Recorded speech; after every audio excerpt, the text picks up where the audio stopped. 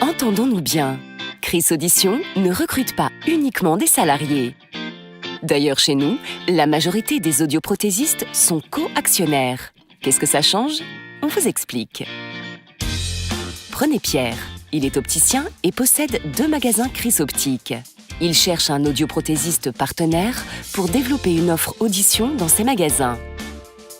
En effet, avec cette expertise supplémentaire, Pierre va pouvoir asseoir son leadership sur sa zone et fidéliser encore plus ses clients.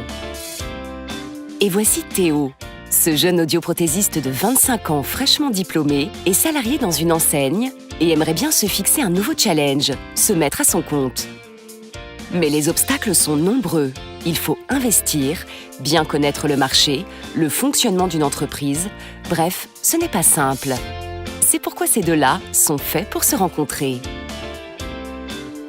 En s'associant, ils créent une société en commun sous forme de SAS ou de SARL. Pour eux, ce sera Happy Audio.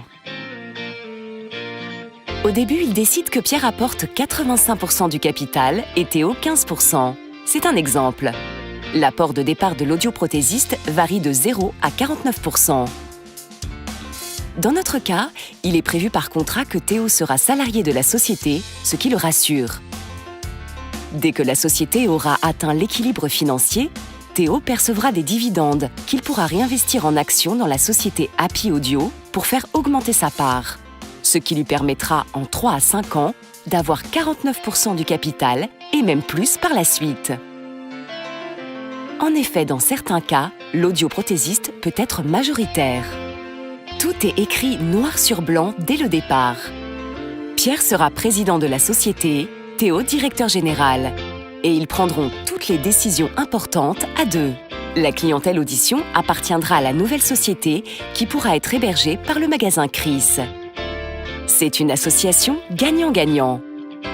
Théo apporte son expertise, il profite du magasin existant, du trafic de clients, et il pourra même utiliser le fichier de Pierre pour faire un mailing. Pierre, lui, va enfin pouvoir proposer un savoir-faire audition à ses clients, répondre ainsi à une demande croissante et diversifier son offre. C'est gagnant-gagnant aussi en termes de rentabilité.